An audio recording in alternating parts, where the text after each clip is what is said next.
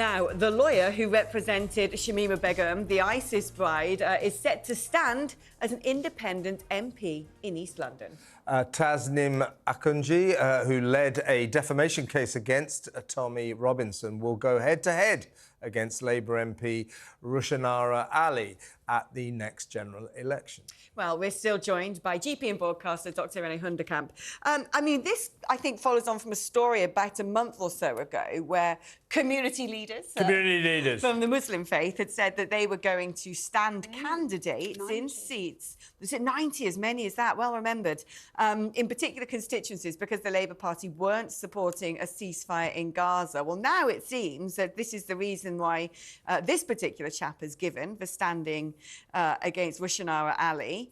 And I mean, to me, it's the tail wagging the dog, and it's deeply alarming. It's deeply alarming, and I think this is something that Labour, back in their little hole where they live, are going to be deeply worried about this, because they could be unseated by these people, because they vote en masse. They get told, you know, they know who they're going to vote for, and I would imagine that this independent candidate could do very well. We saw it going back a few years, didn't we, with George Galloway, and who was that MP? Oona. Got unseated. Oona King got unseated by him for the same reason, but that was about the war for Iraq. Yeah. So I actually think they should be very worried about this. It's really weird, though, isn't it? Because they weren't standing to support the Muslims in Yemen when they were being gassed and killed. Just this particular argument. Oh, we know where their sympathies lie.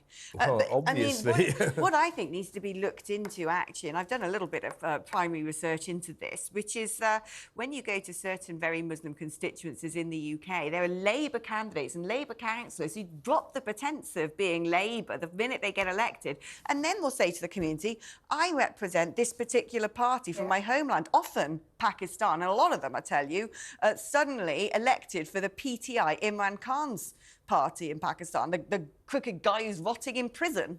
Yeah, I mean, I think if there are 90 of these candidates, and that's what the suggestion was in that piece you mentioned, Alex, I think we really have to be worried, because 90 MPs all wanting a particular way of life and a particular way for a government to vote could be very powerful. I think it might have tailed off to about 30 now.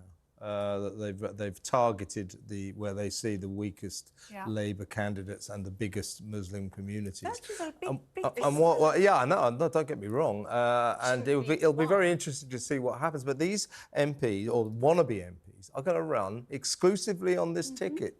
Pro-Palestine, you know, stop the Gaza war. So we're going to have MPs standing to represent constituents in this country, and their only ticket is a foreign war. Really weird. They're not representing the constituency, because they're essentially only representing Muslims, and potentially even a subset of that. But are they?